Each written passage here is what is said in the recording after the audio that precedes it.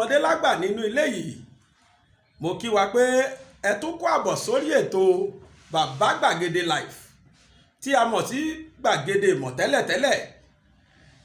Mo rò pé ó ti yé wa sì ti mọ̀ wípé a ò sí lórí ètò gbàgede ìmọ̀ mọ́ o, a ò sí lórí ètò gbàgede ìmọ̀ mọ́. Tí ẹ bá fọkàn sí pé ẹ fẹ́ wo ètò yìí lórí ètò gbàgede ìmọ̀ tẹ́ wà yìí, rárá o, a ò sí lórí ṣánẹ́ẹ̀lì gbàgede ìmọ̀ mọ́. Orí ṣánẹ́ẹ̀lì bàbá gbàgede live la wà. Bó o lẹ́ ti wá mọ̀, bó o lẹ́ ti débẹ̀. Ẹ̀yin ẹ sá wo ìsàlẹ̀ àkọlé tá a fún fídíò tẹ́ ń wò yìí, ẹ rí link tí ó gbé yín lọ sí inú bàbá gbàgede live, ẹ rí ń bẹ̀. Ṣùgbọ́n tí ẹ ò bá rí link yìí tẹ̀, ẹ̀yin lọ síbi tí wọ́n kọ search sí nínú YouTube, ẹ kọ bàbá gbàgede live. Kẹ́ ẹ tó kọ bàbá gbàgede jálẹ̀, YouTube á ti gbé wá fún yín fúnra wọn. Níṣe ni kẹ́yìn sá kílíkì sórí search, á gbé yín lọ sínú ṣánẹ́ẹ̀lì tí bàbá gbàgede live wà. Àmọ́ tẹ́ ẹ bá débẹ̀ o, ẹ wo inú ṣánẹ́ẹ̀lì tẹ́ wọ̀ yìí, ẹ bá wa subscribe síbẹ̀, ẹ wo ibi tí wọ́n kọ subscribe sí, kẹ́yìn náà kílíkì lórí ẹ̀. Ẹ sì rí bẹ́ẹ̀lì, ẹ rí àmì aago kan notification bell ní, ẹ tẹ òun náà bákan náà. Tí ẹ bá ti tẹ̀ lẹ́sẹ̀kẹsẹ̀ tí bàbá gbàgede bá tún ti gbé fídíò míì jáde, lẹ́sẹ̀kẹsẹ̀ lẹ́ẹ̀rí fídíò yìí wò, nítorí pé ẹ ti tẹ notification bell. Lẹ́ẹ̀kan sí i, mo kí yín káàbọ̀ sórí ètò bàbá gbàgede live tí a mọ̀ sí bàbá gbàgede ìmọ̀ tẹ́lẹ̀tẹ́lẹ̀. Lónìí oríṣiríṣi ló ti ṣẹlẹ̀ láàrin ìjẹta tí mo ti wá gbẹ̀yìn tẹ́ ẹ ti rí mi gbẹ̀yìn. Òní níjọ́ Jímọ̀ August 6, Friday 6th of August 2021. Fídíò August 6, 2021 là ń ṣe yìí. Ẹ wá jẹ́ kí n bẹ̀ yín lẹ́bẹ̀ kan. Arákùnrin kan jẹ́ Special Omonze ní orí Facebook. Gbogbo iṣẹ́ àwa tá a jẹ́ sọ̀rọ̀sọ̀rọ̀ lárákùnrin ti jí gbé tán tó ti post sí péèjì ẹ̀ lórí Facebook.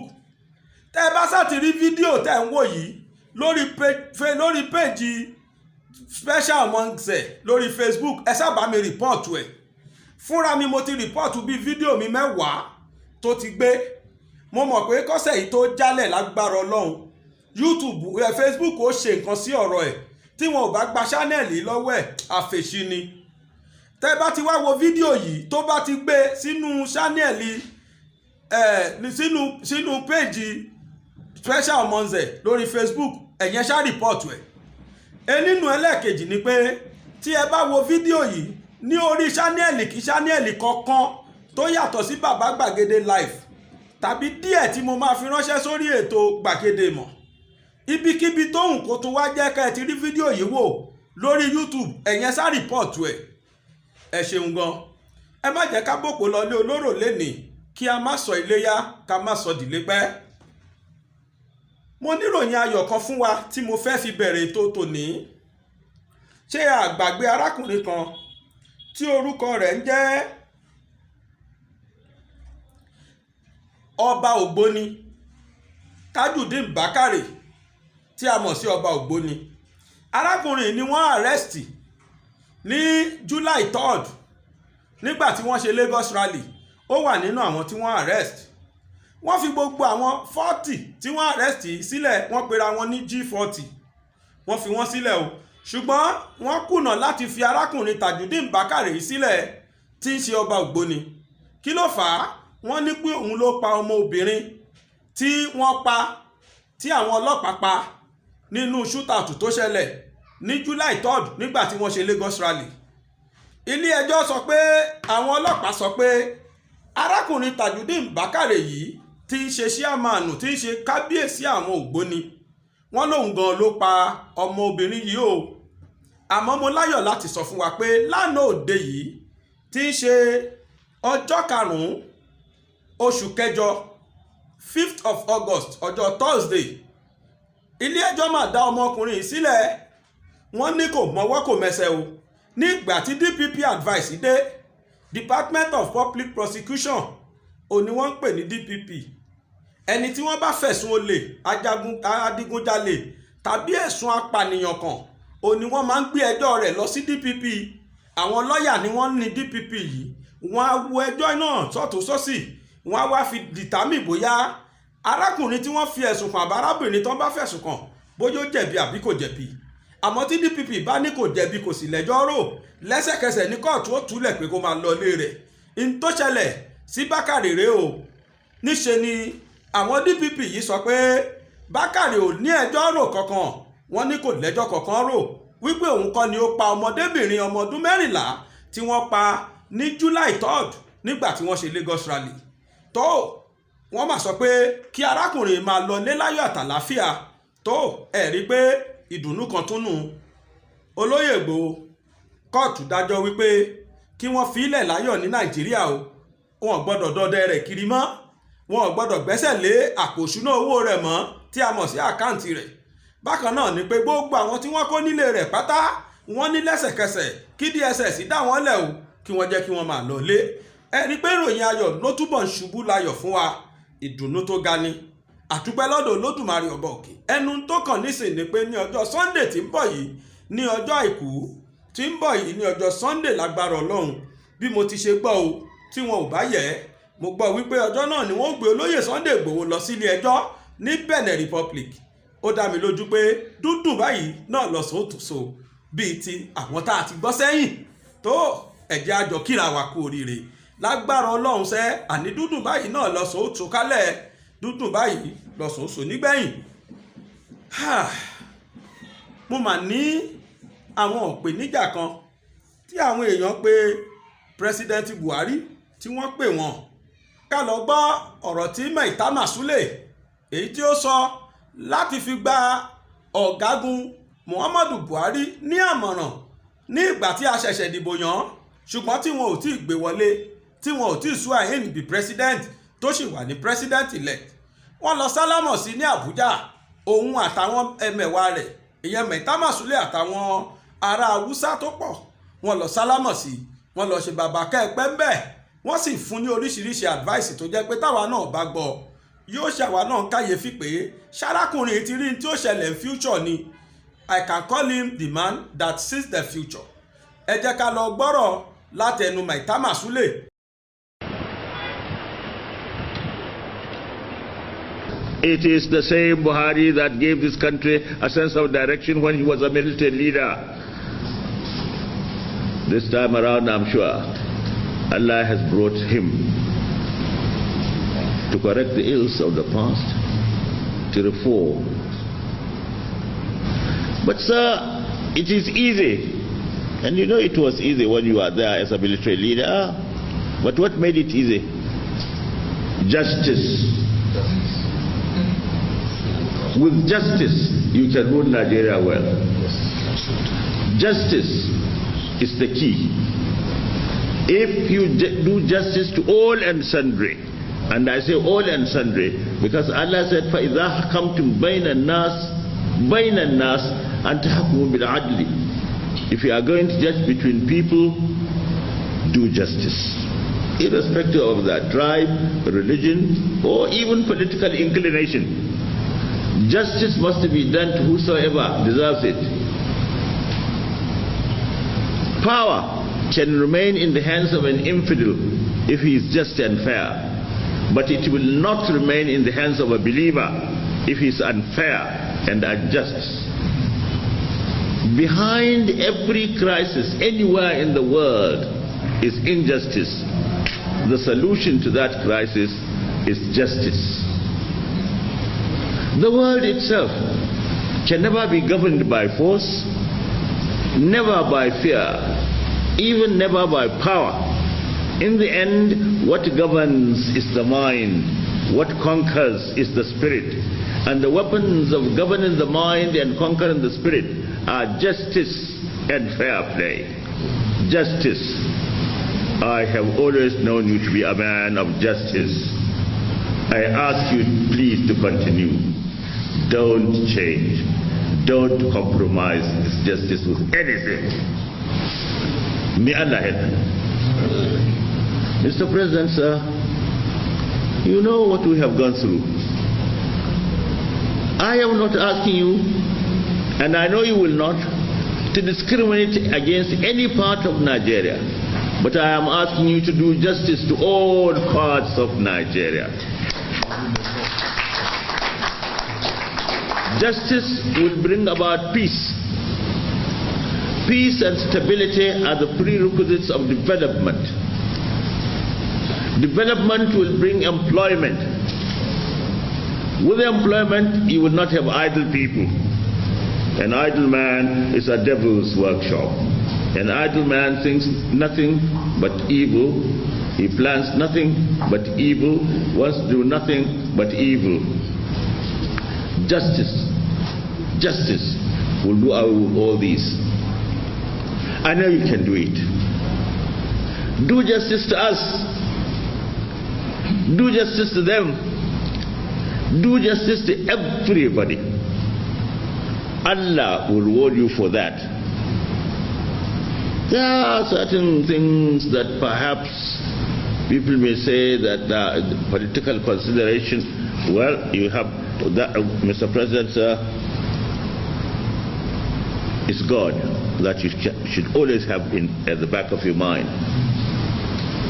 For you believe that one day you will stand before God to account for all that you have done. I would rather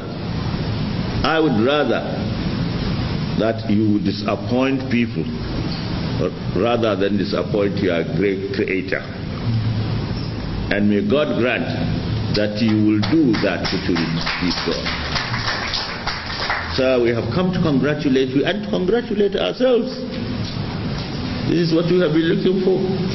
We have been looking for a Nigerian. And whatever anybody may say, you are a Nigerian. But a Nigerian with a sense of justice and fair play. And by past records, you have that sense of justice and fair play. We are looking for a Nigerian that will be committed, dedicated, and you are such a person. We are therefore expecting much from you. We are expecting much from you. We on our side are prepared to give you whatever support in form of advice or anything that will enable you to succeed in your task. Insha'Allah, you will succeed. Insha'Allah, nobody will laugh at us. Insha'Allah, you will. My goodness. By the grace of God, this is a potential greatest Nigerian leader that we have ever had. tó ẹ káàbọ̀ padà Alhaji Maitama Sule Olagbọ́ tí ó ti sọ̀rọ̀ yìí, òun náà ti ṣòṣèlú rí, àìmọye ipò ló sì ti dìmú rí. Gbogbo ntọ́kùnrin náà sọ ń gbà náà ọ̀rọ̀ 2015 lẹ́wò yìí o, ẹ wá wo tí ń ṣẹlẹ̀ lónìí.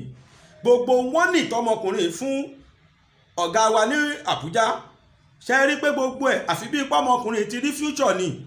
Ó sọ nípa pé kí wọ́n máa ṣe déédé láàrin gbogbo ẹ̀yà Yorùbá, gbogbo ẹ̀yà Nàìjíríà, kí wọ́n má fi ẹ̀yà kan kẹ́ ìkan, kí wọ́n má dá ẹ̀yà kan sí. Kí ló wá ń ṣẹlẹ̀ lónìí? Ẹ rí pé n tó ṣẹlẹ̀ gan náà nu bí ó ti máa rí nìyí, torí pé insecurity a máa wà, àwọn tí wọ́n dẹ̀ ń feel cheated, àwọn náà revoke nígbàtí arákùnrin lókè tó bá kọ̀ láti ṣe déédé. Tó àwọn Fúlàní wọ́n lọ daya há wọn ní abúlé kan, àwọn ará abúlé náà wọn ò gbà lẹ́yọ o, àwọn náà wọ́n padà gbèjà ara wọn. Mo fẹ́ ká lọ wo kí ló ṣẹlẹ̀ ní abúlé yìí, ìtúwo làwọn Fúlàní pa. Ìdí tí mo fẹ́ fi ṣó fídíò yìí ni pé arákùnrin kan sọ̀rọ̀ ní abẹ́ fídíò yìí lélẹ́yìí tó jẹ́ pé ó pe gbogbo àwọn àgbààgbà ilẹ̀ Yorùbá, ó pè wọ́n níjà. Mo fẹ́ ká jọ lọ fojú inú wo fídíò yìí, ẹ jẹ́ ká lọ wò ó, ká gbọ́ ìkìlọ̀ àti ìpèníjà tarakùnrin ìṣe nínú fídíò yìí. Mò ń padà bọ̀. Gbolé òtítọ́ wọn Fúlàní ń pa òtítọ́ wọn Fúlàní ń pa pé kó máa lọ bẹ́ẹ̀ lórí ilẹ̀ wa. Gbogbo èèyàn ọba ẹni dé dá sọ̀rọ̀ yìí, ẹ̀fẹ́ kan pípì kó wa lẹ́rù. Èmi ò mọ bọ́ yẹn bọ́ bá mi bọ́ bá jọ ẹni dé sọ̀rọ̀ yìí, ẹ̀wọ̀n ìyàwó lé ládùúgbò pé kó máa lọ bẹ́ẹ̀ nìdé sọ̀rọ̀ yìí ẹ mẹ́rin kí àwọn Fúlàní àtàwùsá kan borí gbogbo ọmọ Yorùbá náà àbílẹ̀ ní pa ọ̀la pa tó ń pa àwọn èèyàn kiri ṣé di ilé làbẹ́ jókòó tì ẹni dẹ́gẹ́ fún èèyàn sọ́pọ́ọ̀tì àwọn tó wà ń gbèríko ẹja sọ́pọ́ọ̀tì wọn ẹja sọ́pọ́ọ̀tì wọn wọ́n pa àwọn èèyàn ń bá àwọn èèyàn bàjẹ́ wọ́n pa ọmọ Yorùbá gbogbo formation tó tó wa lọ́wọ́ bíbá yóò ṣe formation gidi ara ẹ wo gbogbo àwọn èèyàn gbèríko wọ́n ti sájáde wọ́n kẹrù jáde pé kó máa lọ bẹ́ẹ̀ orílẹ̀ wa la wà náà ọba ní Fúlàní àtàwọn sáájú máa lo agbára wèrè fún wa pé kó máa lọ bẹ́ẹ̀ o a máa gbìyànjú ta lè gbìyànjú a máa ṣe agbára wa o tẹ bá rí iwájú lọ́wọ́ ó ṣe dé wọ́n fèsì àwọn ọmọ Yorùbá pẹ̀lú bọ́n burúkú ni tàbá dẹ̀ wì hàn náà ti ń sọ jù ẹran ọmọ Yorùbá lọ́wọ́ ẹ mẹ́kí yà jẹ́ wá gbé ẹjọ́ ẹni ẹ̀ wò bó gbèríko ẹ gbọ́dọ̀ lè dúró pé kó máa lọ bẹ́ẹ̀ ẹran ọmọ Yorùbá lọ́wọ́ Sàí Dangote la wà yìí fíìmù lọ ń bẹ̀ iwájú lọ́hún ó ṣe dé nǹkan tó ṣẹlẹ̀ iwájú lọ́hún tẹ́ ń wò lọ́kàn yẹn kò ṣe dé gbogbo lé iwájú lọ́hún tẹ́ ń wò lọ́kàn yẹn tẹ́ mo sún kámẹ́rà kò ṣe dé wọ́n need the support. tó ẹ ti rí tútí Fúlàní pa nínú ìlú yìí ṣé bá ti máa bá lọ rèé ntó dé mi lójú ni wípé kò pọ́síbù ká máa bá lọ báyìí láéláé a wá nǹkan ṣe sí ni kí sì ní nǹkan tá a wá ṣe sí jù ni pé fúnra wa báyìí náà lágbèjà ara wa Yorùbá fúnra ẹ̀ náà ni ó gbára rẹ̀ lẹ̀ bẹ́ẹ̀ náà ló ṣe rí bíṣu ṣe bẹ́ àti bọ́bẹ̀ ṣekún náà lẹ́rí yìí ní apá ètò ààbò tí a mọ̀ sí security Nàìjíríà náà ni mo mà tún sì wà lónìí gbogbo wa náà la mọ̀ wípé olórí gbogbo mùsùlùmí tó wà nílùú Nàìjíríà Sultan of Sokoto ni bákan náà ni wípé ọmọ Sokoto ni òun sì lẹ́nu rẹ̀ tó ọ̀rọ̀ nílùú Nàìjíríà tàbá sọ̀rọ̀ mùsùlùmí arákùnrin yìí ọba kábíyèsí Sultan of Sokoto wọ́n máa fi ìbínú sọ̀rọ̀ níbi occasion kan ẹ jẹ́ a jọ gbọ́ báwo lọ̀rọ̀ náà ṣe rí. Things are getting worse in Nigeria, Sultans of Sokoto declares. The Sultan of Sokoto and President, Nigeria Supreme Council of Islamic Affairs, Alhaji Muhammad Saad Abubakar, has declared that Nigerians must get out of deception and agree that things are not getting any better in the country. He also stressed that Nigerians need to understand one another rather than tolerating themselves so that things will get better and normal. The Sultan stated this in Gombe, the Gombe state capital, during a courtesy call on Governor Muhammadu Imuwa Yahya on Thursday at the government house. He was in Gombe to attend the 3rd National Summit of Peace, Coexistence and Nation Building with the theme Peaceful Coexistence, Social Cohesion and Nation Building, organized by the Dawa Coordination Council of Nigeria. While at the government house, the Sultan told the governor that it was better we understand one another rather than tolerating ourselves, because tolerating ourselves will mean we must be together whether we like it or not, and we have no choice. During the conference, the Sultan spoke extensively about the socio-economic problems bedewing the country and concluded that let's not deceive ourselves, things are not getting better in Nigeria. He further said that if government was serious about solving our socio-economic problems, then the issue of hunger must be addressed squarely, because a hungry man is an angry man. He then charged the Muslims and Christian clerics in the country to go back to their pupils to preach peace and practice what the holy books prescribes for peaceful coexistence of the society.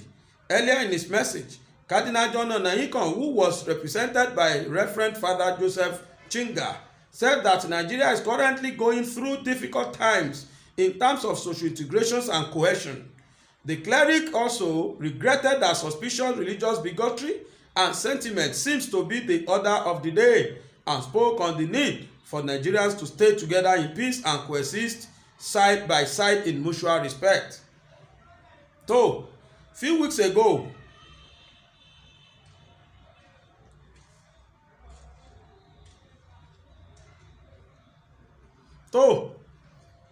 Sultan of Sokoto kò figbá kan bọ̀ kan nú. Òun gan mọ̀ pé nǹkan ń ṣẹlẹ̀ nílùú yìí, wọ́n sì pe ọ̀gágun ajagun fẹ̀yìntì Muhammadu Buhari, ó sì pè wọ́n níjà pé tó ẹ gbọ́ bàbá, nǹkan ò rọrùn mọ́ nínú ìlú yìí, ẹ má jẹ́ àfẹ̀kàntàn náà fúnra wa o. Tá a bá sọ pé nǹkan rọrùn, irọ́ tó tóbi ni. tó òun lẹ tó gbọ́ yìí o láti ẹnu kábíyèsí ọba Sultan of Sokoto. Ǹjẹ́ rántí EndSARS tó ṣẹlẹ̀ ní October ní 2020? Arábìnrin kan wà nínú àwọn tí wọ́n mú nígbà náà. Ṣé rántí pé wọ́n arrest àwọn kan? Arábìnrin kan wà nínú wọn nígbà náà, tẹ́ ẹ bá gbàgbé. Arábìnrin wà nínú oyún nígbà náà. Wọ́n padà release arábìnrin náà. Ẹ jẹ́ ká kà nípa arábìnrin yìí torí pé nǹkan kan tó ṣẹlẹ̀ sí i. Mo ń padà bọ̀. Sahara Reporter olórìpọ́ọ̀tù news yìí. EndSARS after miscarriage in cell, oyún náà bàjẹ́ mọ́ lára. After miscarriage in cell, Nigerian women regains freedom after 9 months detention. After 9 months detention. The woman was arrested alongside Kemisola Ogunniyi on October 22, 2020, and the case of the duo had become a public interest. A Nigerian lady, Bukumi Ayodele, on Thursday, which is Ana, regained her freedom from an Ondo State prison where she had been detained after police arrested her for EndSARS protest in October 2020. Pẹ̀lú oyún núgbà náà ni wọ́n arrest ẹ̀. Wọ́n ti ẹ̀ ṣàánú oyún inú ẹ̀ àfìgbà tó oyún náà bàjẹ́ sí prison tó wà. Sahara Reporters learned from her lawyer Tope Temikun that Ayodele bail conditions were perfected on Thursday and she had regained her freedom. After tí gbogbo oyún ti bàjẹ́, wọ́n padà release Ayọ̀délé o. Ṣé ẹ rí justice? Ṣé ẹ rí tí ń ṣẹlẹ̀ nílùú Nàìjíríà lọ́wọ́lọ́wọ́ yìí? Tó àfi kí Olódùmarè ọba òkè kó kúkú ṣàánú ẹni o. Ẹni tí wọ́n bá ti gbámú lọ́wọ́ yìí báyìí, ó ti wọ́nù. Tó ọ̀rọ̀ lórí Sunday Igboho àti Abba Kyari. Gbogbo náà la gbọ́ kéèsì tó ṣẹlẹ̀ sí Abba Kyari lọ́wọ́lọ́wọ́ yìí.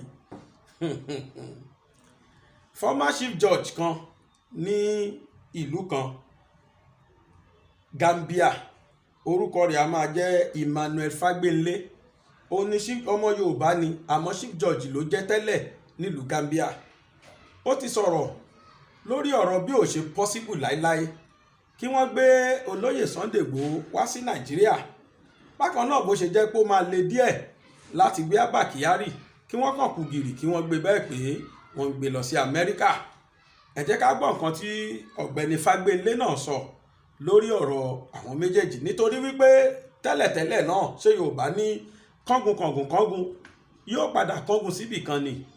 Ìkà tí àwọn Fúlàní rò pé àwọn ṣe ó ti wá padà kángun síbì kan fún wọn, nítorí pé ọmọ tiwọn náà ti ń já Abba Kyari, òun náà ti wá dáràn tí kóòtù ti ní kí wọ́n rè gbé wá. Ẹ jẹ́ á gbọ́ nǹkan tó ṣẹlẹ̀ láti ẹnu Fagbenle. Wọ́n ní a Nigerian former chief justice of the Gambia, Emmanuel Fagbenle, has explained the judicial process that must be undertaken before the extradition of the former head of Nigerian Police Intelligence Response Team, Abba Kyari, and the Yoruba Nation agitator, Chief Sunday Adeyemo, also known as Sunday Igboho.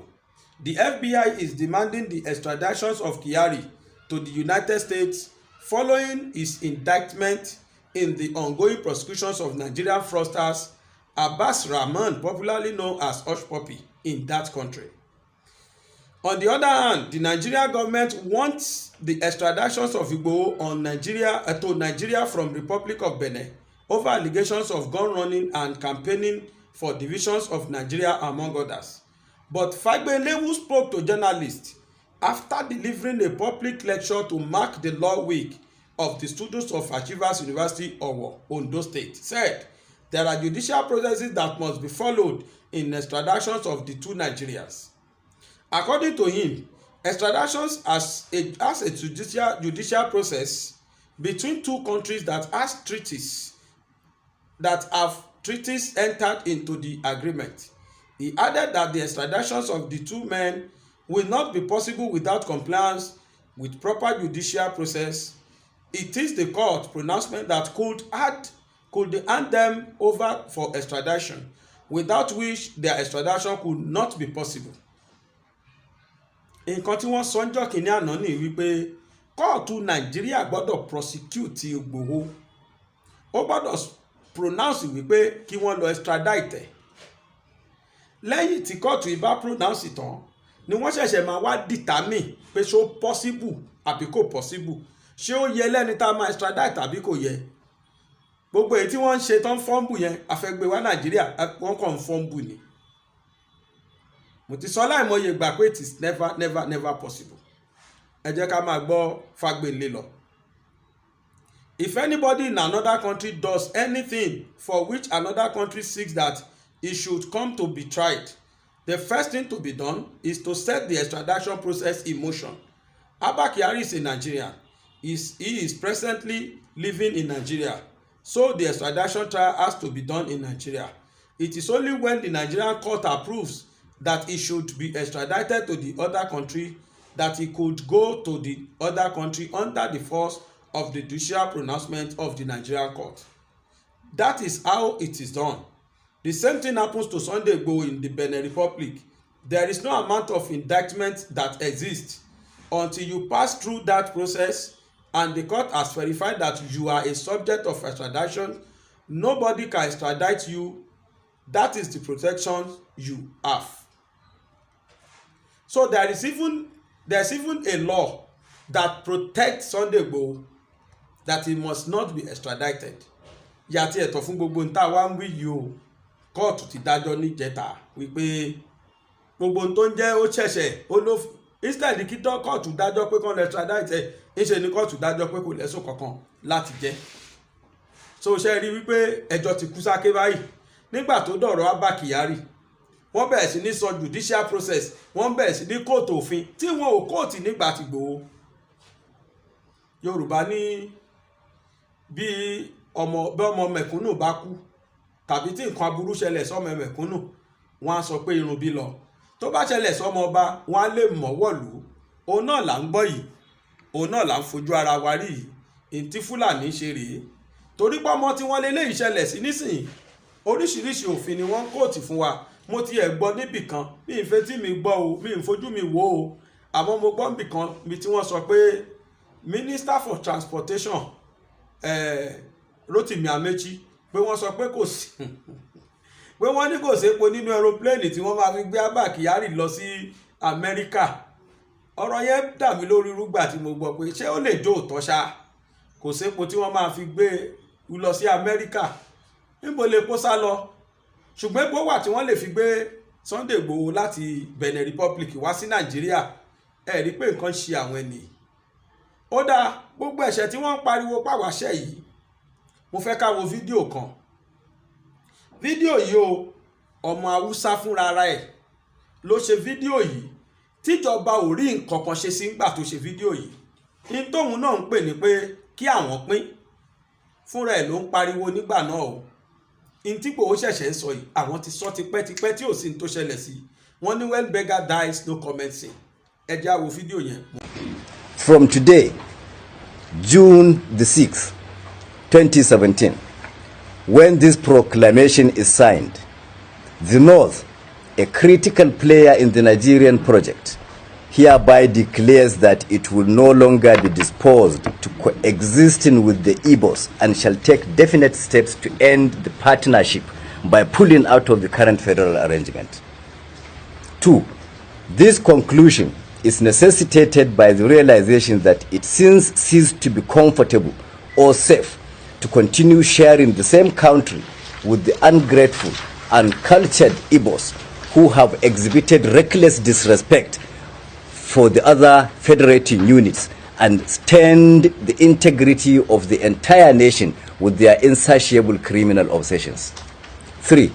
Rather than certain sections holding the whole country to ransom at every stage, each should be allowed to go its own way, as we categorically proclaim today that the North is fed up with being the same country with this pack of acrimonious Igbo partners. 4. The North hereby openly calls on the authorities and other national and international stakeholders to acknowledge this declaration by taking steps to facilitate the final dissolution of this hopeless union that has never been convenient to any of the parties. Prelude to final separation. 1. Recovery and control of landed property. As a first step, since the Igbo have clearly abused the unreciprocated hospitality that gave them unrestricted access to and ownership of landed properties all over the North, our first major move shall be to reclaim, assume, and assert sole ownership and control of these landed resources currently owned, rented, or in any way enjoyed by the ingrate Igbos in any part of northern Nigeria. Consequently, officials of the signatory groups to this declaration are already mandated to commence immediate inventory of all properties, spaces, or activity in the North currently occupied by the Igbos for forfeiture at the expiration of the ultimatum contained in this declaration. In specific terms, the groups are directed to compile and forward an up-to-date data of all locations occupied by any Igbo in any part of northern Nigeria, including schools, markets, shops, workshops, residencies, and every other activity spaces. 2. Relocation notice. Secondly, with the effective date of this declaration, which is today, Tuesday, June the 6th, 2017, all Igbos currently residing in any part of northern Nigeria are hereby served notice to relocate within 3 months, and all northerners residing in the east are advised likewise. 3. Enforcement. All northern civil society and pressure groups are by this declaration mandated to mobilize for sustained coordinated campaigns at their respective state government houses, state houses of assembly, local government council secretariats, and traditional palaces to mount pressure for steps to be taken to ensure enforcement of the directives contained herein. Conclusion. In conclusion, we are hereby placing the northern authorities, the Nigerian authorities, and the entire nation on notice that as from the 1st October 2017, we shall commence the implementation of visible actions to prove to the whole world that we are no longer part of any federal union that should do with the Igbos. From that date, effective, peaceful, and safe mop-up of all the remnants of the stubborn Igbos that neglect to heed this quit notice shall commence to finally eject them from every part of them.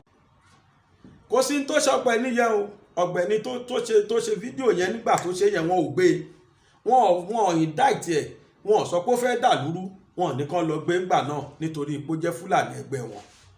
Ṣé bí nǹkan tí Ìgbòho ṣẹ̀ṣẹ̀ ń sọ rèé ńgbà nísìnyí láìpẹ́ yìí inú February yìí ló bẹ̀rẹ̀ tóun náà bẹ̀rẹ̀ sí ní sọ pé ó dáa ní fún tẹ́ wá ń ṣe yìí ẹ̀yin Fúlàní tẹ́ ń pa gbèjègbèjọ ada o gbọ́kànràn kí ológbò kó ṣẹkùn kó ṣe akápò ẹkùn wọ́n yàmọ̀ ṣọdẹ wọn lọ́tọ̀ọ̀tọ̀ ni òun náà ló fà á arákùnrin fi sọ tó ń sọ yìí tí wọ́n sì sọ pé dandan àfi kó mórí wá kọ́ fọrùn lẹ̀ ìtẹ́mi mọ̀ ni pé ní agbára Ọlọ́run ẹlẹ́dàá dúdùn báyìí lọ sòóso nígbẹ̀yìn kò sí nǹkan tí ó ṣọmọ aládìkún bí ò ti sí nǹkan tí ó ṣàwọn lédìké láyọ̀ àtàlàfíà ni wọ́n dé wá bá wa wọ́n wà lórí release process tí wọ́n fẹ́ fún máa post àkáǹtì kan sìn àkáǹtì yìí ni wọ́n fi ń rèsì owó fún àwọn èèyàn méjìlá yẹn bail bond tí wọ́n fẹ́ san wọ́n ló jẹ́ 13 million naira ó ní bail bond ọdún nǹkan tó ń yè mí lẹ́nu ni wípé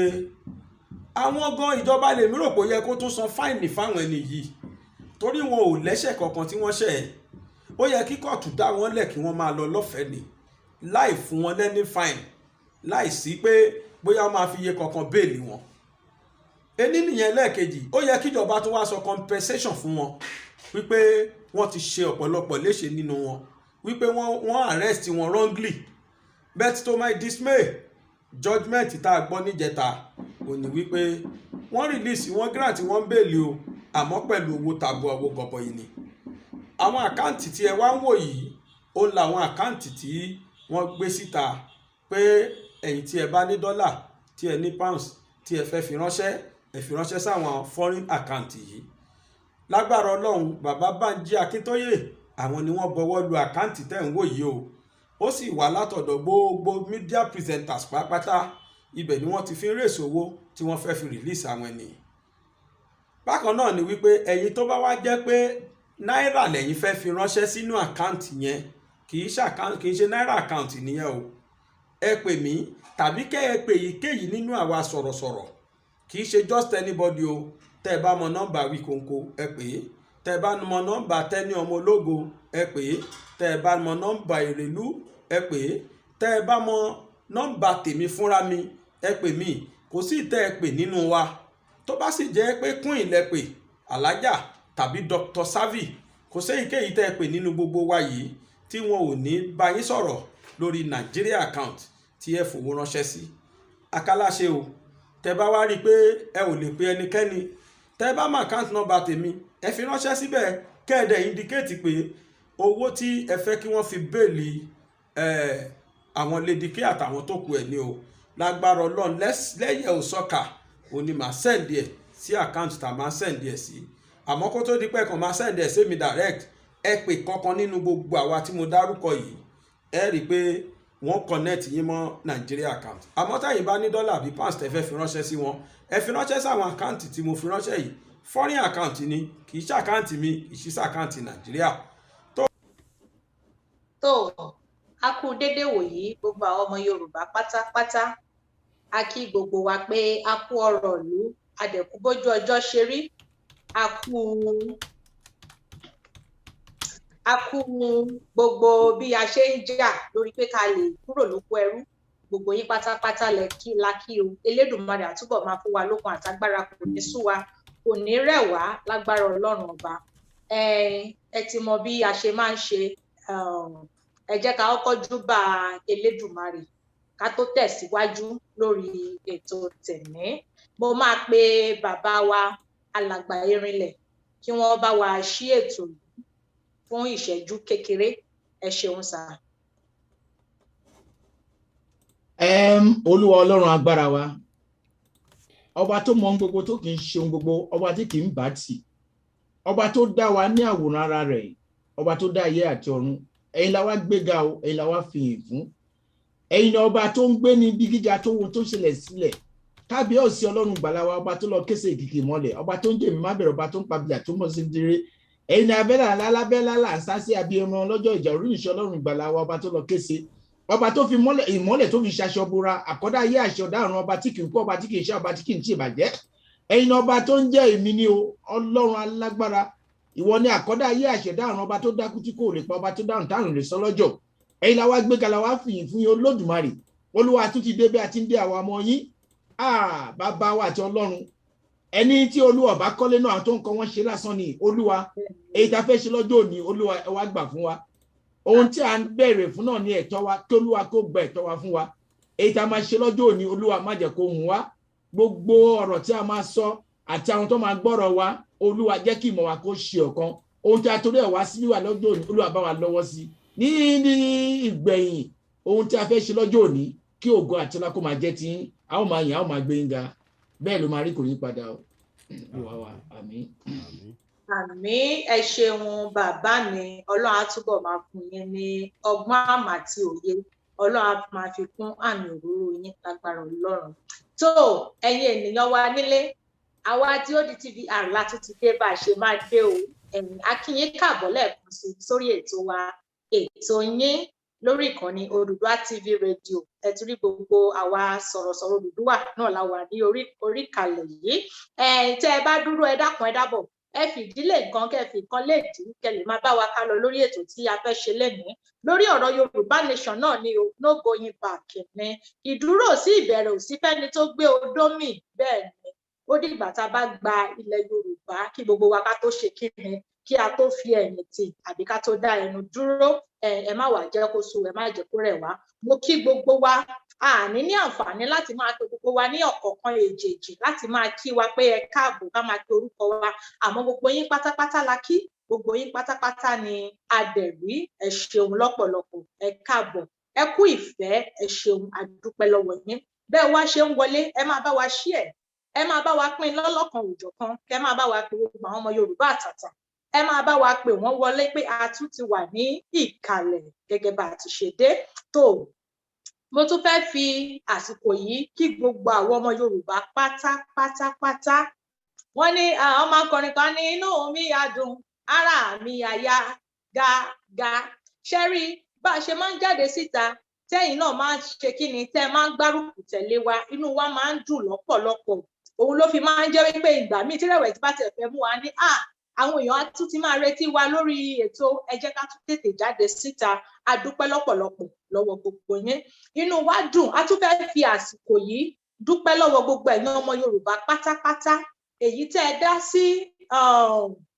dá sí ọ̀rọ̀ bàbá wa OBJ, ìkan lára àwọn ọmọ Odùduwà ní yóò dàbí ìjẹta kọ́la ṣètò ní àbíjọ ìjọ Monday.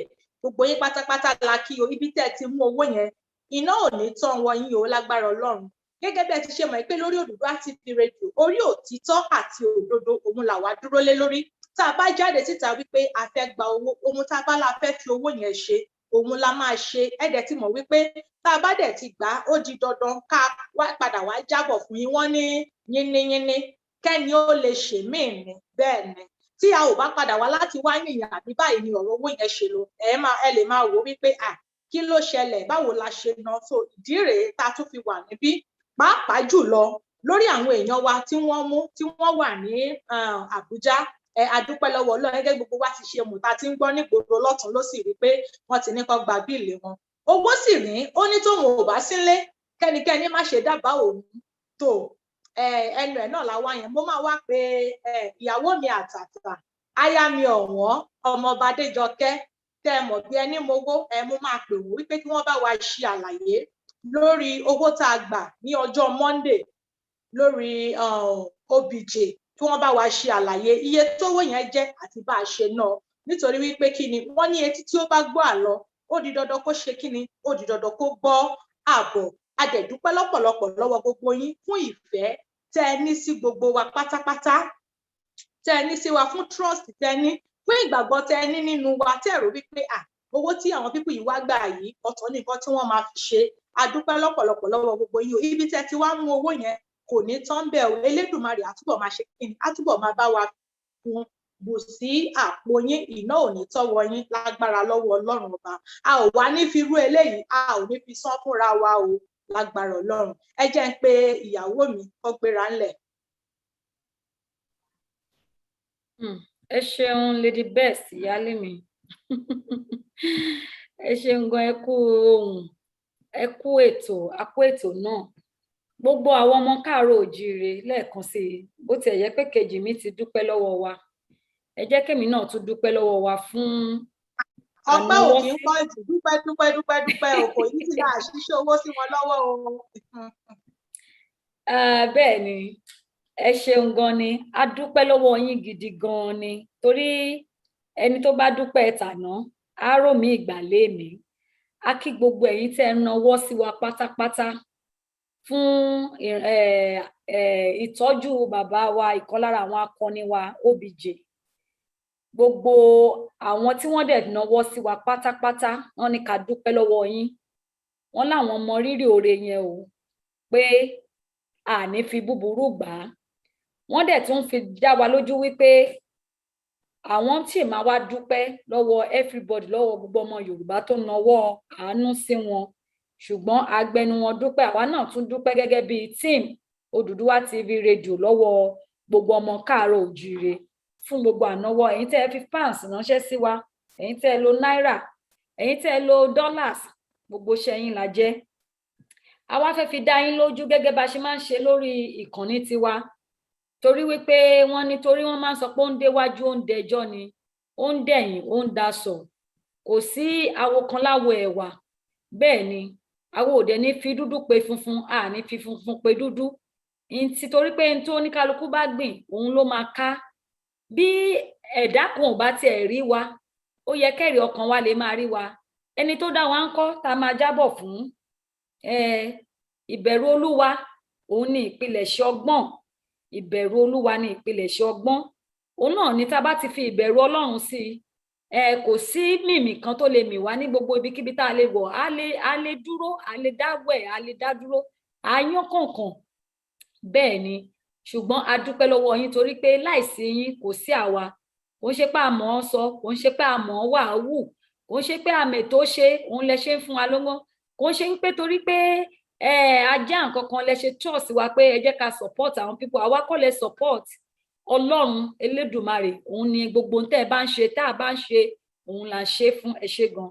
Ṣé wá rí lórí owó tá a gbà yẹn gẹ́gẹ́ bá ṣe promise, a ti ṣe gẹ́gẹ́ bẹ́ẹ̀ náà la ṣe. Owó tí àwọn èèyàn tí wọ́n fún tán fi ran bàbá wa yìí lọ́wọ́, nígbà tí wọ́n ṣí gbogbo ẹ̀ papọ̀, total ó jẹ́ mílíọ̀nù kan irinwó náírà.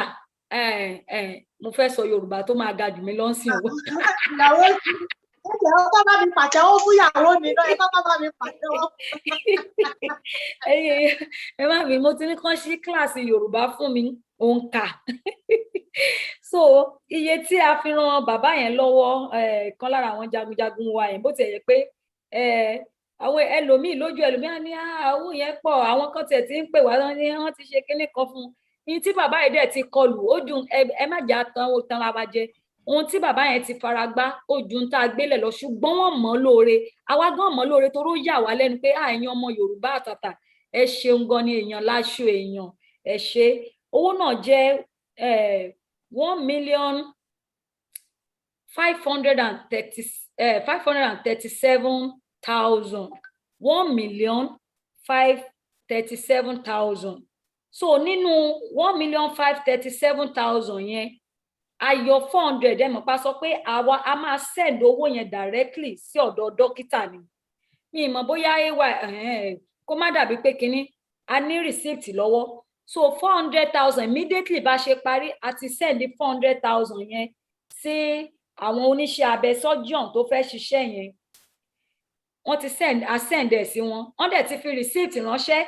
Receipt yẹn wà lọ́wọ́ wa, kò ń ṣe àwa nìkan la rí Olódùduwà TV. Ẹ mọ̀ pé ó ní àwọn èèyàn kan náà lẹ́gbẹ̀ẹ́ tó jẹ́ wípé wọ́n ń bá ṣe agbátẹrù tán tí ń mójútó ọ̀rọ̀ yẹn. Àwọn tí gbogbo dókítà náà á jọ ṣèpàdé ni. So kò sí nǹkan kan tó pamọ́ lójú ẹnikẹ́ni. Gbogbo receipt ẹnì kọ̀ọ̀kan báyìí tí wọ́n dẹ̀ fi sanwó la screenshot la gbé jáde lórí account. Gbogbo bí àkáǹtì ṣe wà òun la gbé jáde lójú àwọn people yẹn náà, everybody lórí, kò sí ṣe pamọ́pamọ́ ń bẹ̀.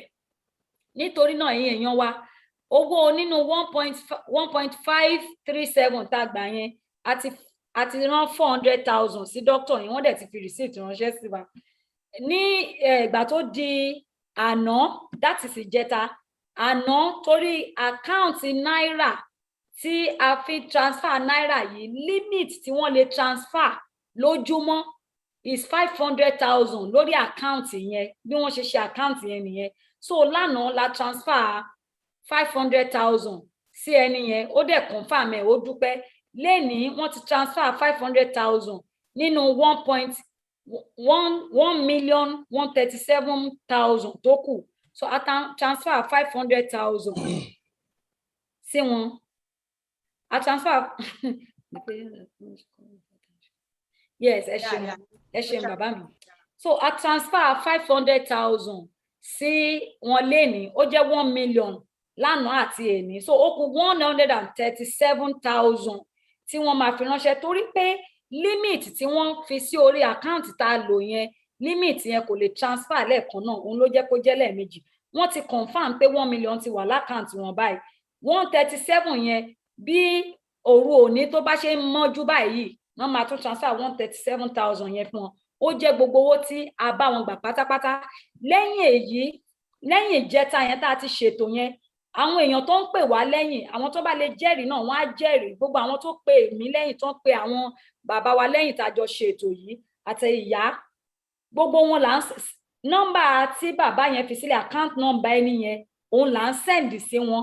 A jẹ́ kí owó kankan wá sọ́dọ̀ wa láti ìgbà tá a ti close kúrò ní kinní yẹn, owó kankan wá sọ́dọ̀ wa nígbà tá a ti ṣe àkáǹtì fún wọn.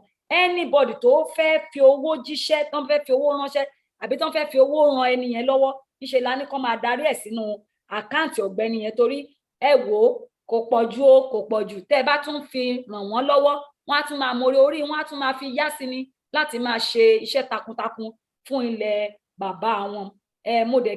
Mo kí gbogbo àwọn ọmọ káàárọ̀ òjíire. Nígbà tá a ti fi ìyẹn ránṣẹ́ sí wọn, wọ́n ti fi confirmation yẹn, àwọn náà ti send ẹ̀ padà sí wọn sí wa lénìí pé àwọn ti rí 1 million báyìí. So 137,000 ni wọ́n expect la máa dá padà sínú àkáǹtì wọn lọ́la láti balance up nítorí limit for the day. Then àwọn bàbá yìí náà ti promise OBJ, mo dẹ̀ tún fẹ́ fi dá wa lójú pé wọ́n ti parí iṣẹ́ abẹ yẹn nípa agbára Ọlọ́run. Wọ́n ti sọ fún wa lénìí, wọ́n ti ṣiṣẹ́ abẹ yẹn, wọ́n dẹ̀ ti parí ẹ̀.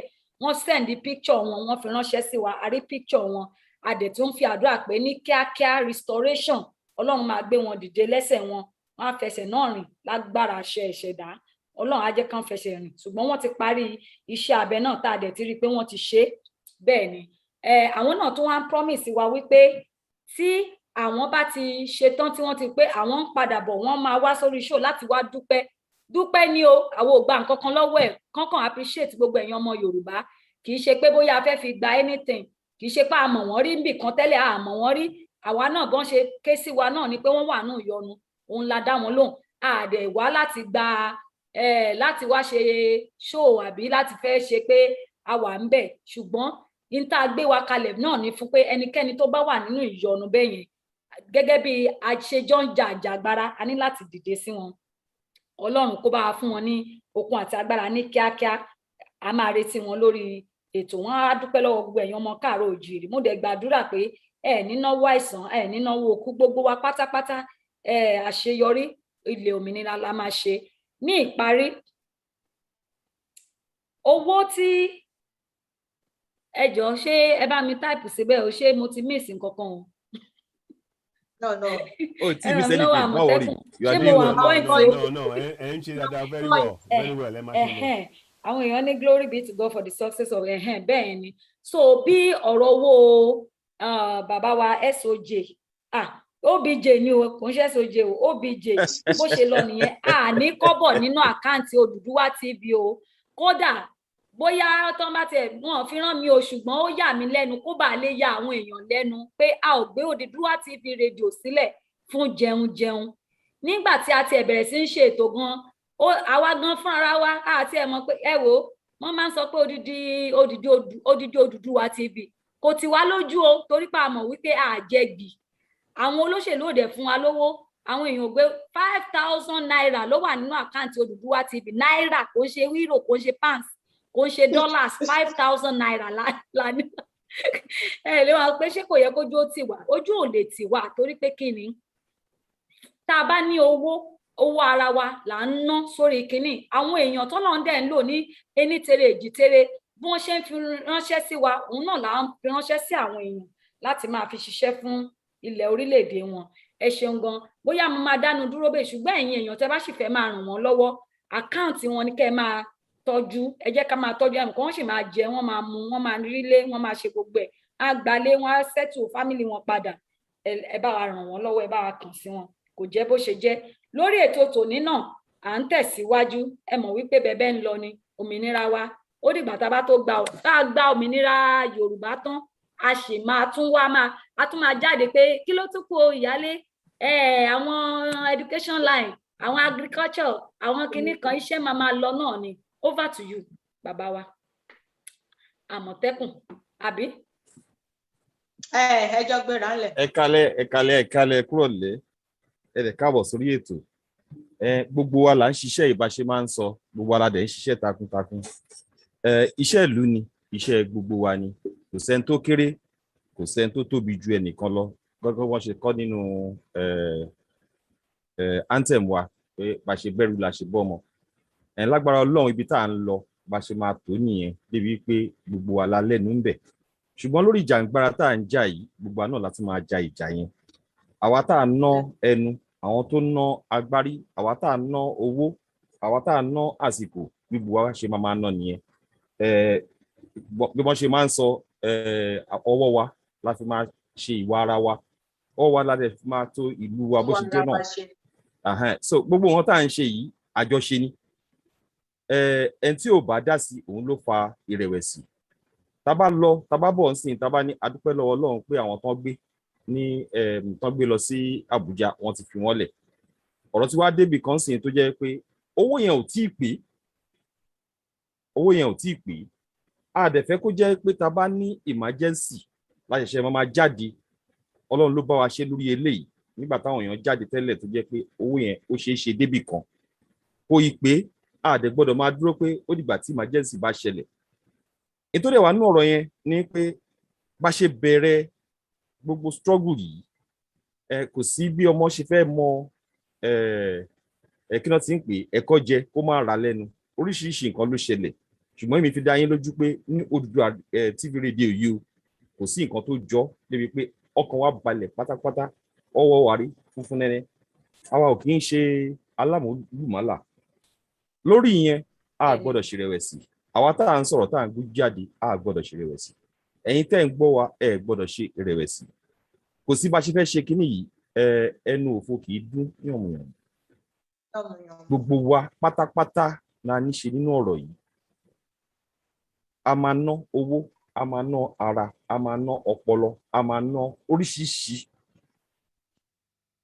a lè dúró láti máa sọ pé ká má bí yín fún owó a máa bí yín fún owó a dẹ̀ máa bẹ̀ yín wípé ẹ má jẹ́ kó jẹ́ nǹkan tẹ́ máa fi ṣe ìrẹ̀wẹ̀sì láti fún wa ní owó yẹn torí pé a fẹ́ kó máa di pé ọ̀rọ̀ délẹ̀ la ṣẹ̀ṣẹ̀ máa sáré káàkiri pé báyìí ló ṣe rí báyìí ló ṣe rí bá a ṣe ń lọ yìí ń sìn ó kù díẹ̀ ká tó rí oṣù kan àbọ̀ ó dà yẹn pé a máa ní single account táwọn máa lò ṣùgbọ́n láàárín ìsìn sí ìgbà yẹn a ṣe ń tọrọ owó náà ni ẹ̀yin lẹ ń tọrọ owó àwa là ń fi ẹnu yín tọrọ owó ẹ̀yin náà la máa ná owó yẹn lé lórí Yorùbá nation la fẹ́ fi ṣe so ìta wà ń sìn nìyẹn ẹ jọ̀ọ́ tọrọ kọ́bọ̀ owó ẹrú owó yọ owó kinní kan ẹ jọ̀ọ́ bẹ́ẹ̀ bá dẹ̀ ṣe ń kólẹ̀ kẹ́tì mọ̀ pé ẹ̀yin náà ti ń ṣe nínú iṣẹ́ nìyẹn àmọ́ o a máa gba Yorùbá nation tá a bá gba gbogbo Yorùbá nation ẹ ronú ara tẹ́ ti ná owó tẹ́ ti ná gbogbo wa ní kọ̀ọ̀kan a gbọ́dọ̀ gba bọ̀dì àbọ̀dì dẹ̀ wá nídìí wípé ká má ṣe nǹkan tó tọ́ ká má ṣe nǹkan tó yẹ gbogbo wọn tó yẹ kọ́mọlúàbí ṣe gbogbo ẹ̀ ló yẹ ká máa ṣe àwa ń bí o ìwà ọmọlúàbí nìkan ni so ẹ jọ̀ọ́ ẹ má bínú iṣẹ́ yín ni ẹ kọ́wọ́ wà pé ẹ sì máa fún wa lówó náà ni ẹ sì máa fúnra yín lówó náà ni ẹ ṣeun.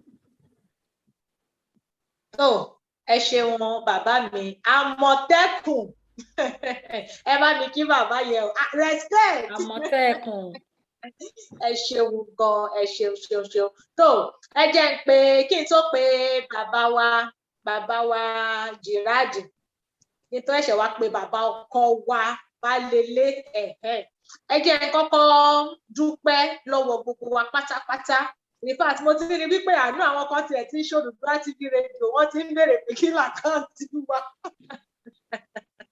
ẹ ṣeun lọ́pọ̀lọpọ̀ iná òkùnkùn ní tọ́wọ́ yín ẹ má rí wa bí oníbàárà ọ̀rọ̀ Yorùbá nation ló sọ wá di oníbàárà kò sóhun tá a ṣe.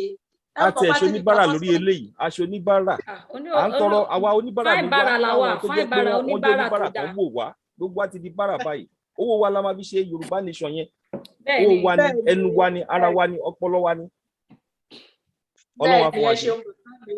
tó ẹgbẹ́ bẹ́ẹ̀ ti ṣe mọ̀ ó gbọ́ láti ń pariwo láti di ijọ́ mẹ́ta láti ń sọ wípé kí wọ́n release àwọn èèyàn wa tó wà l'Àbújá kí wọ́n release wọn àsìkò tí wá délẹ̀ báyìí o ẹ rí i pé gbogbo àná láti rí adẹ̀ ti gbọ́ pé wọ́n ti ní kí wọ́n gba béèlì wọn gbogbo aládẹ̀ ti rí iye tí wọ́n tí wọ́n sọ wípé kí a lọ wá so ẹ dákun ẹ dábọ̀ a tún gbọ́dọ̀ tún máa sọ wípé iye báyìí ni gbogbo wa pátápátá láti mú àmọ́ kò tí ì tó nǹkan so ẹ jọ̀ọ́ ẹ jẹ́ ká tún ṣe kí ni ẹ jẹ́ ká tún tọwọ́ bọ àpò àmọ́ ohun tí mo tún wá fẹ́ ṣe lálàyé fún wa ni wípé jíjáde tá a jáde ní alẹ́ yìí mo fẹ́ ká mọ̀ wípé níta lẹ́yìn a ò ní gbé àkáǹtì Odùduwà TV Radio sílẹ̀ a ò ní gbé àkáǹtì ẹnìkankan nínú wa sílẹ̀ lálẹ́ yìí account tí bàbá wa Professor Banji Akintoye tí wọ́n approve òun la máa gbé sílẹ̀ ní alẹ́ yìí nǹkan ẹyọ kan ṣoṣo làwa wá nílò láti ọwọ́ yín ohun tá a nílò yẹn ni wípé bẹ́ẹ̀ bá ti ṣe ń bá wa send owó síbẹ̀ ẹ jẹ́ ká máa mọ̀ tó bá tó àkókò wọ́n bá wa pin ní nọ́mbà síbẹ̀ ẹ jẹ́ ká máa mọ̀ kẹ́ máa send receipt sí wa so that a lè ṣiṣẹ́ lórí receipt yẹn àwa tí Odùduwà TV Radio náà a lè ní iye báyìí ni àwọn ọmọ Yorùbá àtàtà ni wọ́n dá láti Odùduwà TV Radio láti lè ṣe accountability ẹ mọ̀ wípé àwa máa ń like láti dúró lórí òtítọ́ àti lórí òdodo láti ṣe account ẹ rí irú ìta ṣe sẹ́yìn níjọ́ Monday ẹ wo bí ìyàwó bí ọmọọba bí wọ́n ṣe àlàyé yẹn tó dẹ̀ yé gbogbo wa yékéyéké bí wọ́n ṣe gbogbo owó yẹn so ẹ jọ̀ọ́ a máa nílò láti pé kẹ́ lè fi receipt ránṣẹ́ sí wa fún accountability ká lè tó padà láti jáde síta wípé tó ẹ ṣe àdúpẹ́ oye tá a tún rí rèé o Elédùmarè àtúbọ̀ máa bù sí fún yín o ohun tá a nílò láti ní ọwọ́ wa òun nìyẹn a rí wípé àwọn mídíà wa kọ̀ọ̀kan náà àwọn náà ti ń jáde síta lórí ọ̀rọ̀ yìí mo dẹ̀ fẹ́ fi àsìkò yìí rọ̀ wá tó bá jẹ́ wípé lóòótọ́ láti ní àkáǹtì ẹyọ kan ni gbogbo wípé lè jáde síta tọ̀hún jáde síta kò ní ṣẹlẹ̀ gẹ́gẹ́ bí ọ̀rọ̀ tí bàbá Àmọ̀tẹ́kùn sọ tẹ́lẹ̀ wọ́n ti ní má fi bàbá sí gẹ́gẹ́ bí ọ̀rọ̀ támọ̀tẹ́kùn sọ gẹ́gẹ́ bí ọ̀rọ̀ támọ̀tẹ́kùn sọ tẹ́lẹ̀ gẹ́gẹ́ bí ọ̀rọ̀ támọ̀tẹ́kùn sọ tẹ́lẹ̀ wípé àwọn bàbá wọn láwọn ń ṣiṣẹ́ lórí joint account tí gbogbo wa ti ń béèrè láti fi jọ́ mẹ́ta so very soon account yẹn máa jáde síta gbogbo a máa lè máa fi owó sí ní lóòrèkóòrè ní ìgbàkúgbà tí ó bá wù wá àmọ́ ẹ ṣáà sì gbà wá báyìí. ó tiẹ̀ tí àwa gan náà lójú ó tì wá lójú pàtí ní central account. gidi gan irele ká níbi pé central account ti wà ní wà ní ṣẹ̀ṣẹ̀ máa jáde síta inú central account yẹn ni wọ́n ti máa lọ mú owó tí wọ́n á fi ṣe gbogbo ohun tó yẹ kí wọ́n ṣe débi báwọn èèyàn ò tiẹ̀ ní gbọ́ wípé bóyá owó ló ń dá wọn dúró àbí nǹkan kan gbogbo náà la dẹ̀ ti ń dúró láti retí irú ọjọ́ àná yẹn kó wáyé so ọjọ́ yẹn náà ti wá wáyé báyìí Ọlọ́run ti bá wa ṣe so ẹ má wàá jẹ́ ká gbàgbé wípé lọ́ọ̀yà sọ wípé wọn ò gbúdọ̀ di weekend síbẹ̀ yẹn nítorí tó bá tún di weekend nìkan míì ni wọ́n tún máa sọ níbẹ̀ so ẹ dákun ẹ dábọ̀ today is èní ni Thursday ọjọ́ Àlàmísì ọ̀la ló bu weekend lójú so ẹ jọ̀ọ́ nítorí tọlọ́run ẹ jọ̀ọ́ iyekíye tí Ọlọ́run bá fún oníkálukú yín ẹ ṣe kí ni ẹ bá wa fi ránṣẹ́ tó bá tó àkókò nsìn máa ní kí wọ́n bá wa pin ní account number yẹn kó bá wa pin ẹ̀ síbẹ̀ tó tẹ bá ti ń send ẹ̀ síbẹ̀ ẹ rí àwọn nọ́mbà náà níbẹ̀ tí ẹ máa send receipt sí lẹ́sẹ̀kẹsẹ̀ so that àwa lè máa mọ̀ nítorí wípé kò ń ṣe account tiwa so tówó yẹn bá ń wọlé a ò lè mọ̀ lọ́dọ̀ títí wa níbí a ò lè mọ̀ so àkáǹtì tí gbogbo wa tí a jọ foríkorí tí a jọ sọ pàápàá jùlọ tí bàbá wa Prof Akíntóyè tí wọ́n gbé sílẹ̀ òun ni àkáǹtì tá a fẹ́ lò ní alẹ́ yìí so ẹ dákun ẹ dábọ̀ ẹ gbà wá bí àṣírí tó ẹ jẹ́ kí n pe bàbá mi Gerard kí wọ́n bá wa gbóhùn sókè kí tó wá pe bàbá ọkọ wa ẹ ṣeun. ẹ ṣeun mo kí gbogbo ìjókòó látòrí CTCY dé orí bàbá wa pásítọ̀ Erinlẹ̀ àti Àmọ̀tẹ́kùn ìyálé àti ìyàwó 5 and 6 mo kí ẹ̀yin méjèèjì ẹ kú iṣẹ́ takuntakun kò ní sún yín kò ní rẹ̀ yín ẹ ní sọ̀rọ̀ sọ o mo wá kí gbogbo ẹ̀yin ọmọ ìyá mi àtàtà àwọn original blood mi àwọn ọmọ Odùduwà tọkàntọkàn kò ní sún yín kò ní rẹ̀ yín ọwọ́ yín ò ní kàn sálẹ̀ àpò bó tẹ̀ ṣe jẹ́ pé gbogbo àwọn èèyàn mi tó wà lórí ìjókòó wọ́n ṣòjóró tẹ́ bá rí gbogbo wọn ló gbé fìlà sórí èmi ò ní fìlà ṣùgbọ́n mo fẹ́ náà wọ́n pa ń sìn ẹ wá rí pé fìlà ju fìlà lọ. ẹ rí pé fìlà ju fìlà lọ. fìlà ò ní lógò.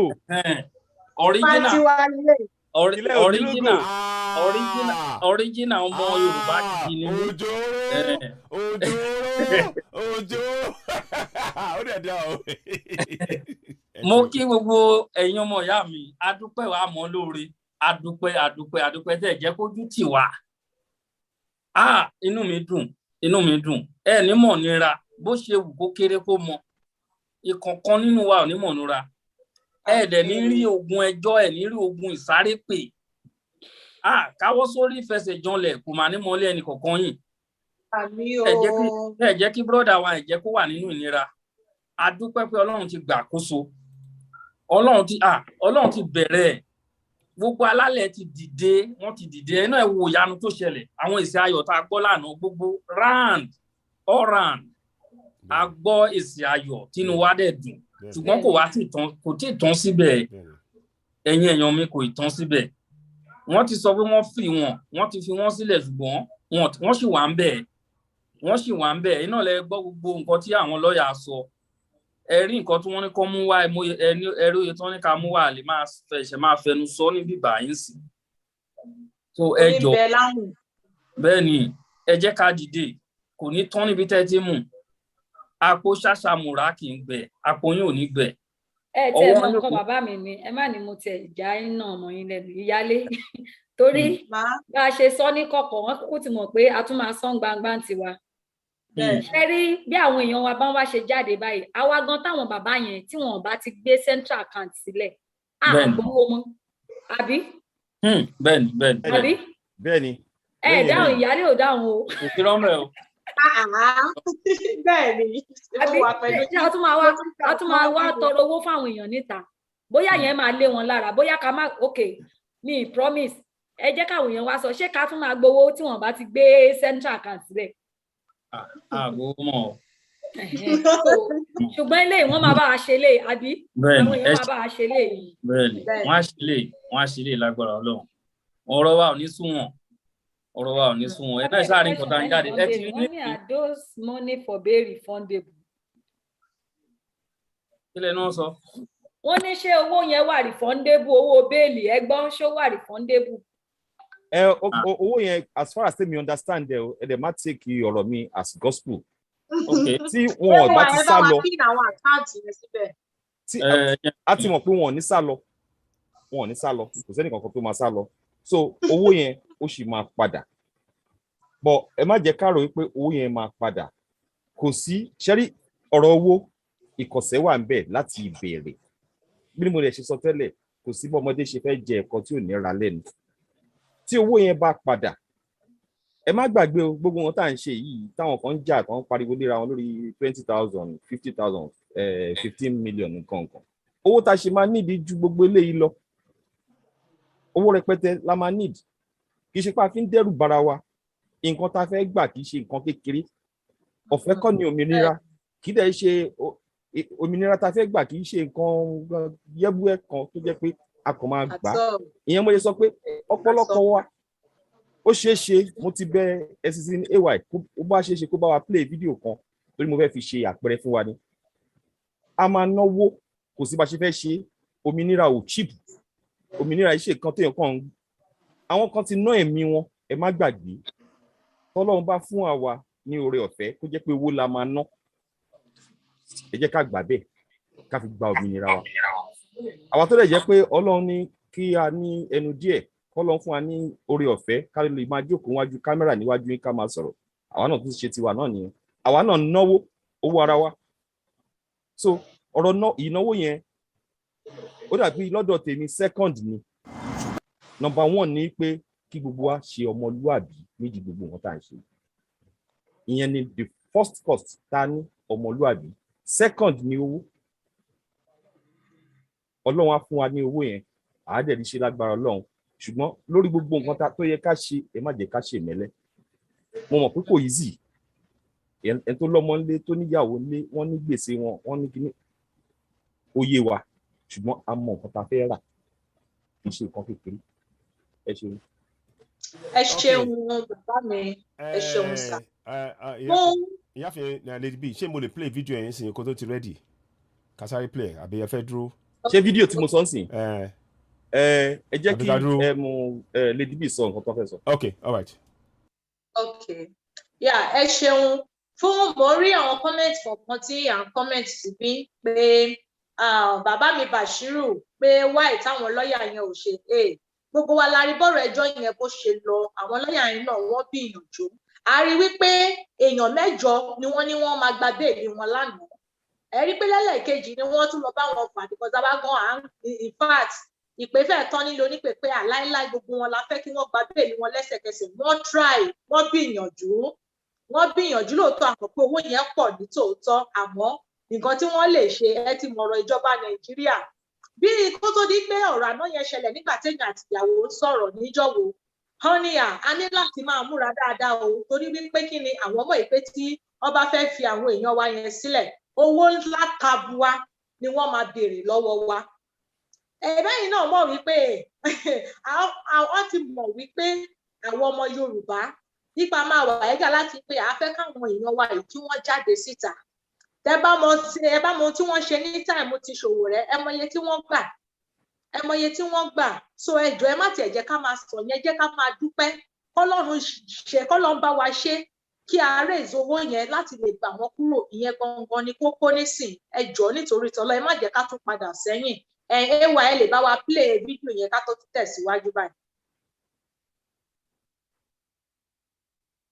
tó o níyan ṣe ọlọ́kàṣe gbogbo ẹ̀yin tí ẹ bá mi jẹ́ tè nínú ẹ̀ mà ṣeun kò yà yín lẹ́nu ibi tí mo ti ṣe fídíò tèní wọ́n ń bá mi ṣe nǹkan kan lọ́wọ́ nínú stúdíò mi tó jẹ́ pé ńgbà tẹ́yìn náà ó bá tún rí àrà ọ̀tọ̀ lẹ́ẹ̀rí ń bẹ̀ à ń renovate stúdíò mi lọ́wọ́ ni mo sì wò pé information yìí ti ń late pàápàá jùlọ lórí oríire tarákùnrin ṣe tí wọ́n yẹ ẹjọ́ kú kúrò lórí ẹ̀ ó yẹ kí n ti fún yín lésì lánàá àmọ́ àbísì ni kò sí bá a tún ṣe lè bísì tó lé ní mo ní kí n yá tètè wá fi tó yín létí ẹ wá jọ̀ọ́ torí Olódùmarè ọba òkè ẹ̀yin tẹ́ ẹ ṣẹ̀ṣẹ̀ wọlé sínú ṣánẹ́ẹ̀lì yìí tẹ́ ẹ ti subscribe fún wa ẹ wo ibi tí wọ́n kọ subscribe sí kẹ́yìn náà bá wa tẹ̀ kẹ́ ẹ sì wo ibi tí wọ́n fi notification bell sí àmì kan tó dàbí agogo báyìí ẹ tẹ̀ ẹ́ nígbàkigbà tí n bá gbé fídíò mi jáde kedere báyìí lẹ́ẹ̀ máa wò ó bákan náà ni wípé ìwọ tó o ṣẹ̀ṣẹ̀ wọlé sí Bàbá Gbàgede Live máa bá mi share ṣánẹ́ẹ̀lì fún àwọn ọ̀rẹ́ ẹ káwọn náà wá subscribe fún wa ẹ ṣeun o ẹ jẹ́ ká tún fìpàdé sí ìgbà mìíràn tí èmi Bàbá Gbàgede Live tí ń tún wá sójú wòran yín ẹ jẹ́ kí n fàsìkò yìí máa sọ fún wa pé láyọ̀ o.